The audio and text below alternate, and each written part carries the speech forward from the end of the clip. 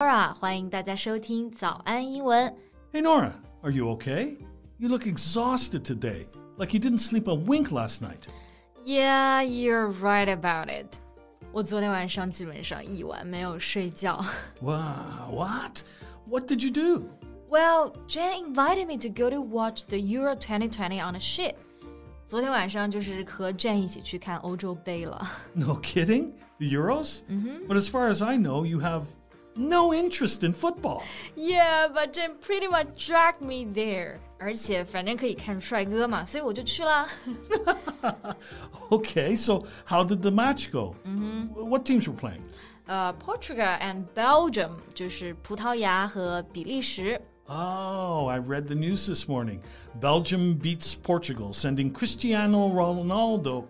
Belgium beats Portugal, sending Cristiano Ronaldo home early. Yeah, exactly. 我们的葡萄牙输了，然后以 Jane 的话说就是葡萄牙榨成了葡萄汁了。那 C 罗在比赛结束之后呢，还挺难过的。You know, he was so emotional. In fact, he threw his captain's armband onto the turf. 就是他比完之后还把他的队长袖标直接就摔在了堤上。Yeah, I can imagine that. Well, after all, this might be his final ever game at the Euros. 对，其实这也可以理解了，因为今年 C 罗已經36歲了，很有可能呢是他最後一次參加歐洲杯了。Well, I assumed that they could have done better since they were the defending champions. Yeah, the defending champion, which means they were the team that won the championship last time. 他们本来是卫冕冠军，也就是上一次欧洲杯的冠军。But there is one thing that's for sure. If that was Ronaldo's final game ever at the Euros, then he's bowed out as its greatest player ever. Definitely. Bow out. This means to withdraw from an activity or role. 意思就是指的退出，经常呢是用在比赛还有辞职的语境下。虽然这一次的这个比赛成绩不是特别好啊，但是 C 罗无疑还是最出色的足球选手之一。Right. Okay, since we're on the topic, why not talk about him in today's podcast? He's absolutely somebody worth mentioning. Sure, let's do that. OK, 其实呢我们刚开始说到欧洲杯啊，或者是世界杯，像这种类型的比赛，英文中我们到底用哪个词比较合适呢？因为其实感觉说到比赛啊，是有很多个单词的，比如说有 competition, match, and so on. Well, we usually call it a tournament because it's a series of games or matches between teams or individuals. All right, tournament. 那这个单词会比较准确，因为它指的是联赛多次比赛的这种锦标赛，但一般说到 match 通常就是单单的一场比赛，对吧？ Yeah. So a tournament can consist of multiple matches. I see. So how about the competition? Will you say it's a football competition? Yeah, you can, but this word is very general. It can be any event in which people compete with each other to find out who is the best at something. I see. 所以其实如果特定来指这种淘汰赛的话呢，最好还是说 tournament 是最准确的。Yeah, exactly. Anyway, in this tournament, Ronaldo has shown he is still an asset to Portugal and beyond. 是的，不管怎么样呢 C 罗呢肯定还是这场比赛的最大亮点啦。Oh, I forgot to ask. In which round exactly were they knocked out? I didn't watch the matches at all. All right. They ended the Euros in the round of 16, 就止步于16强了。 Ooh, well, that's pretty much means they exited earlier than expected. I thought they could at least make the quarterfinals. 是的，所以这也是为什么遗憾的点啊。诶，你刚刚讲到一个词是 quarterfinals。Quarter 是指的这个1/4 ，finals 是决赛，所以 quarterfinals 就是1/4决赛了，对吗？ Right.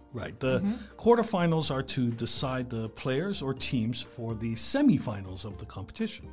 那还有一个词 semifinals， 这个就是半决赛了。So there will be 4 teams in total in semifinals. Exactly. And then is the, final, in which 2 teams are competing to become the winner. Right. 就是最后的决赛，就是 final. OK. 讲到这里啊，我其实前几天还看到一条关于 C 罗的新闻 It soon made all the headlines of newspapers.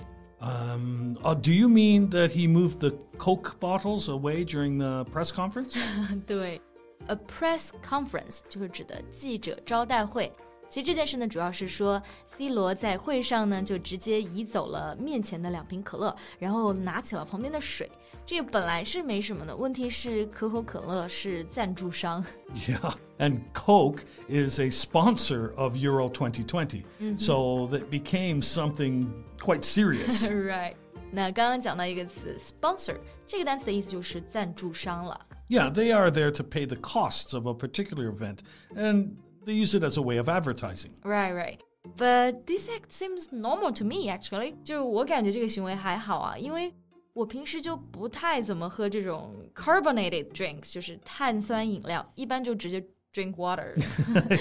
Yeah, but the coincidence is that the next day, Portugal was out of the Euros, and billions of Coca-Cola's market value was just wiped out. 对，这件事情呢，其实最搞笑的就是接下来第2天发生了很多事情，都是巧合。那首先呢是葡萄牙就输了比赛嘛，他们不喝可口可乐就输比赛了。而且可口可乐公司呢几亿市值就这样蒸发掉了，所以观众就把这些事情就联系在一起了。Yeah, and it's so funny that there were loads of memes about it. Other players also jokingly drank Coke before a match, and they succeeded into the next round. 对，就这件事情之后呢，其他的球员也纷纷的效仿。